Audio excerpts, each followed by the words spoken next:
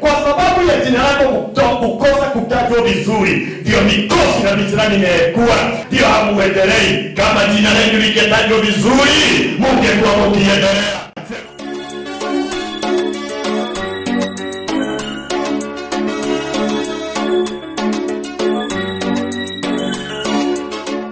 Wote na wasalimu kwa jina la Yesu Kristo. Habari zenu? Bwana Yesu apewe sifa. Amen. Wote wamekaa bila kuingia kanisani. Habari zenu? Bwana Yesu apewe sifa. Amen. Karibuni wote wale wote tumekuwa katika imani moja. Nashukuru kwa sababu ya vile mmeweka social distance. Nashukuru kwa sababu ya vile mmependa imani yenu, kuchochea imani. Paulo ni mtu alijaliwa sana na kuhimiza watu wachochee imani. Imani obara sana, imani ya kwako isije ikaisha. Everybody has his own faith. Imani ya kwako, kuna imani ya mka yako. Alitaka kununua mashamba, alitaka watu wafanikiwe. Nasema ujue imani ya mama yako ilikuwa aje. Kumcha Mungu, kupeana, ukarimu. Ujumbe wangu ilikuwa God alignment.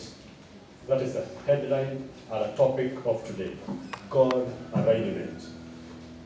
The God alignment anakulianishaga katika spiritual na anakualign katika physical. Ukiona Mungu anakubariki kiroho sana na huku nyuma mambo ya dunia huko chini, piga sana sasa waambie umenibariki ya kiroho, sasa nataka unilainishe. Alignment ni kuweka vitu zote sikuwe line sawa. Umepata? Huwezi kuwa mimi nimebarikiwa rohoni lakini niende kulala jana. Kuna kitu ambaye sijafanywa physical alignment. Hallelujah. Amen. Unanipata? Unaomba masaa 5 na watu wanakuamini wewe ni muombaji. Lakini inapofika katika hali zingine unaenda landlord na kutusi. Unahitaji physical alignment. Kweli? Unanipata? That is my topic. Hebu tuone. Paulo katika wanafunzi wa Yesu kulikuwa na watu. Nani aliachiwa funguo? Nataka tuwekee wote sasa. Nani aliachiwa funguo? Aliachiwa kanisa. Bwana Yesu apewe sifa. Kwa hivyo ako na authority ya spirit. Ama? Yes. Mnanipata? Lakini andere connection hana. Ameachiwa kanisa kubwa. Lakini kuna mahali hawezi ingia. Kuna watu bakara baba, kuna mtu pastor wetu, kuna mtu lakini hawezi pita mahali fulani. Kuna mtu hapa ako bali, you are good kiroho huko, lakini itapofika physical line watu wanauliza kwani Mungu wako ako aje? Unless kupatikane mtu akushike mkono akuigize. Life is matter of connection. And today you can be good. Na nini? Wacha kuchukia watu. Jifundishe tabia hata kama mtu ni shetani. Hata kama mtu ni mbaya aje. Jifundishe kukosa kumchukia. Chukia tabia lakini usichukie mtu. Na mimi naweza kuambia I'm a good example. Because najua hapa duniani ninaishi, ninahitaji binadamu na ninahitaji mtu. So ni lazima ni manage, receive the grace to manage people. Just on that. Alikufanya hivyo sawa. Jua anaweza kukufanya hivyo tena, lakini don't run away from the reality. Kabla ujaji mtu, angalia kama ni mhubiri wake. Kabla ujaji, usianze kujaji. Neema na kuomba tu, naongea mambo ya kabla lumu ya hukumu iachiage. Wewe amua lakini usihukumu. Mungu amepea mwanadamu nafasi ya kuamua lakini si kuhukumu. Amua yote unataka, hauna shida na Mungu. Amua chochote kule unataka kukaa, amua vile unataka lakini usihukumu.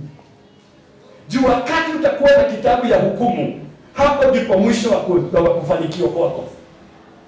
Progress yote ni wakati you put the room of judgment.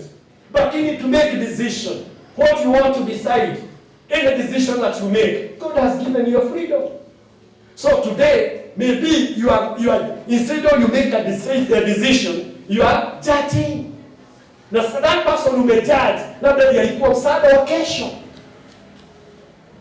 Jina la Bwana lipewe sifa. Amen. Kama wewe Si kuamua unaamua, ni kuhukumu. Ndugu yangu, utaishi umebeba watu, na tumeumbwa dunia ya watu. Kwa hiyo you will never get any good anybody ambaye atakuwa msaada wako. So achilieni hivyo, ndio tuingie hapa. Nataka kuonyesha Petro pili alikuwa. Petro aliachiwa funguo, alikuwa na release upako. Watu walikuwa wanakuwa vitabaa wanapata, lakini kuna mahali hangeingia. Kuna yeye hangeingia na angehitaji mtu. Let's read in the book of John. Amen. Na kila mmoja hapa, hata kama ukiokoka, ninakuconnect na mtu mzuri. Abia Mungu na kuomba, kuna nafasi nataka. Kuna nafasi nataka. Ya kikazi ya kimaisha. Ya kikazi ya kimaisha. Kuna mtu nataka anishike mkono. Kuna mtu nataka anishike mkono. Amen. Yohana Mtakatifu mlango wa 18 mstari wa 15. Wakamfuata Yesu, Petro na mwanafunzi mwingine. Na mwanafunzi huyo alikuwa amejulikana na kuhani mkuu. God bless you. Hapo tu. Rudia tena. Yohana Mtakatifu mlango wa 18 mstari wa 15. Wakamfuata Yesu, Petro na mwanafunzi mwingine. Na mwanafunzi huyo alikuwa amejulikana na kuhani mkuu. God bless you. Sema ninataka kujulikana. Ninataka kujulikana. Now I'm connecting with the physical lifestyle. Amen. Kuna mahali hutaingia kama hutajulikana. Semeni, wakamfuata Yesu.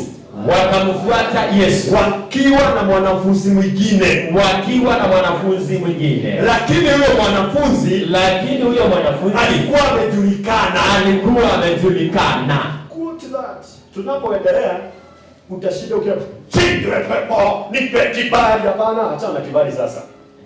Sema, my God, thank you, God bless you. Nitasali, ninashukuru Bwana. Na kuomba Bwana, kuna mahali nataka kwenda Isiolo, na Baba ninakuomba kule ninaenda nijulikane katika jina la Yesu Kristo. Ninakuomba Bwana, naomba Bwana ukanibariki. Kuna mahali nataka kuapply kazi kabla Father, hawa watoto wamemaliza form 4, naomba wafanye kitu fulani, naomba wajulikane. Amen. Hata ukiwa na favor, ukiwa na kibali ya kujulikana, hautakaa sana. Tusikie hapo pele kidogo. Amen. Na mwanafunzi huyo alikuwa anajulikana na kuhani mkuu, akaingia pamoja na Yesu katika bewa ya kuhani mkuu. Angalia, anaingia. Si ndio hiyo mlango? Yes. Walikuwa watatu, Yesu, Petro na mwanafunzi yule hajulikani. Nitamwambia ni nani huyo. Wakaingia na yeye. Karibu. Huyo mwingine na wakakuja na wakakaa. Wamepata wamewekewa kiti. Wakaingia hapa. Na walipokaa chini, hawaulizi na mtu juu alikuwa anajulikana huko ndani. Lakini huyo mwanafunzi akapata Petro ndiye akona upako mkubwa. Petro ndiye akona neema, lakini amefukiwa nje. Wakasema, hii kwa nini mmemfukia? Huyu ndiye akona nguvu.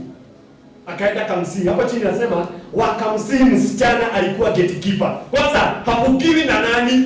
Anafukiwa. Hafukiwi na president, anafukiwa na security guard.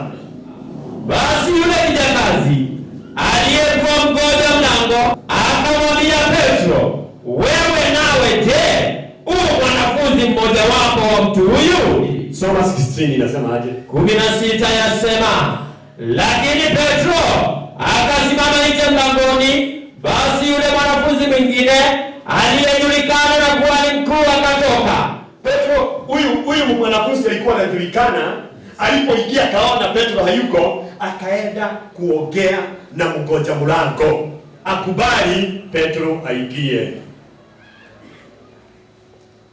Akaongea na security guard, akamwambia, "Wewe tafadhali ngoja huyu aingie." Lakini wao hawakuzuiliwa. How many people wako na potential wamezuiliwa? How many people are fertile lakini wamezuiliwa? How many successful people wako hata saa hizi wamezuiliwa na wagoja mlango? Sema, Bwana Yesu nisaidie. Bwana Yesu nisaidie. Hata kama wagoja mlango wamenizuilia, hata kama wagoja mlango nipate Yohana. Nipate Yohana. Yohana ndio huyu alikuwa ana negotiate na president na alikuwa disciple ya Yesu. Na tu alikuwa anajulikana na high priest. hangezuiliwa kuingia anywhere. Na yeye tu ndiye hakukufa kifo baya, hakupigwa, alikufa through death.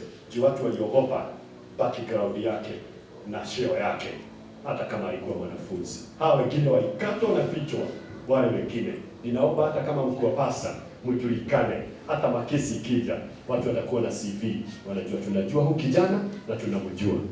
Naomba vile wasema kuna wazuiliaji mlango. Kuna wazuiliaji mlango. Watakuzuilia, watakuzuilia. Wewe hujulikani. Utakuwa ukiwa daoda. Halo? Niko na pesa, nataka unisuplie. Wewe ni nani? Unapata mtu hana pesa, anapia mwaga kreti 500, mwaga hebu leta male, leta nini? Hatoi pesa, lakini wewe uko na pesa zako ulale nazo. Wewe nitakulipa kesho, wewe enda. Sawa sawa, unajulikana. Wakristo tusikue tu watu wa kuomba, lakini hatuombi kujulikana hapa.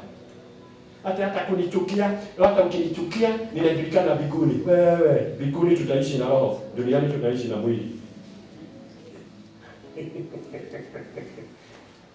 Abia jirani yako, Yusufu alikuwa amefungwa maisha.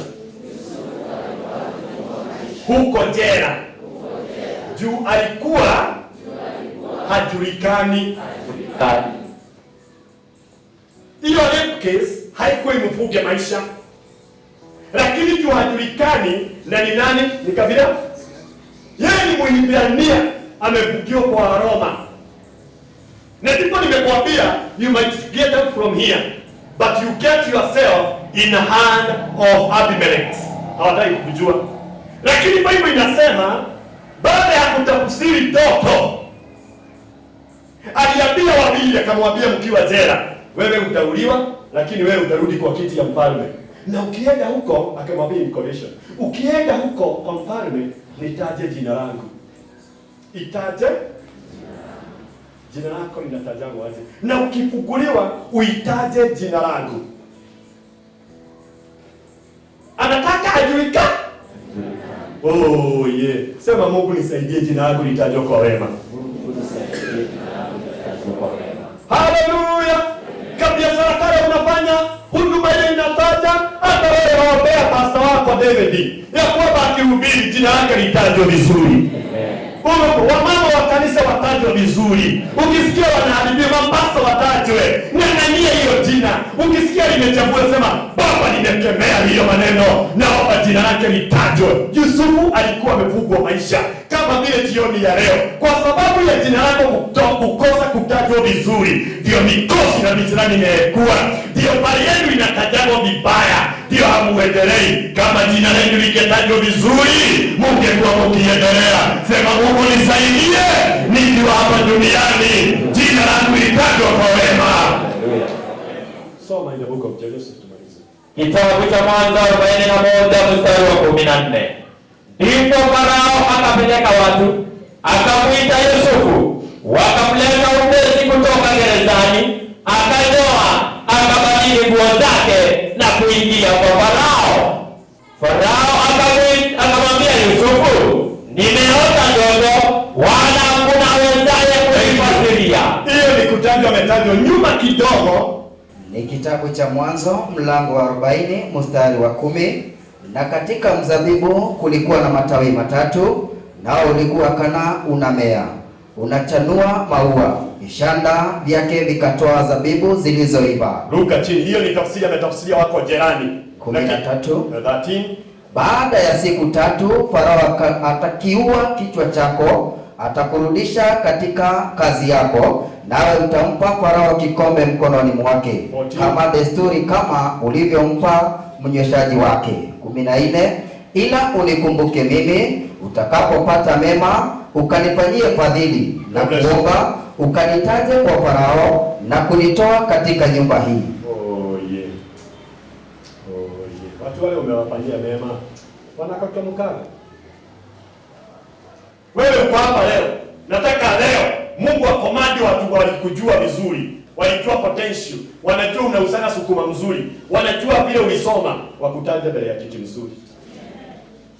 That is physical. attachment. Nataka kutoka dakika hii kuwe na watu watakutaja kwa mema.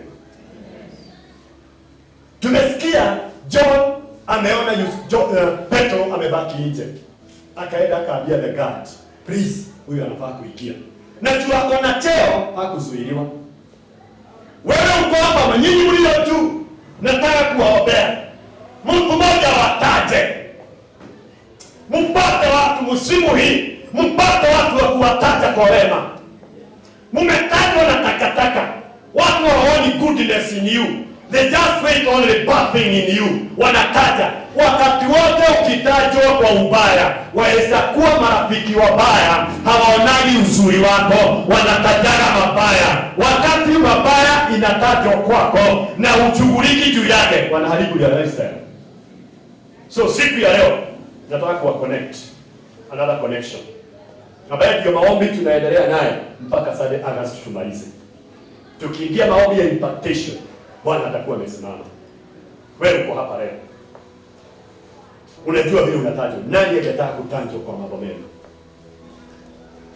Simpokee. Watoto wenu wataje nini?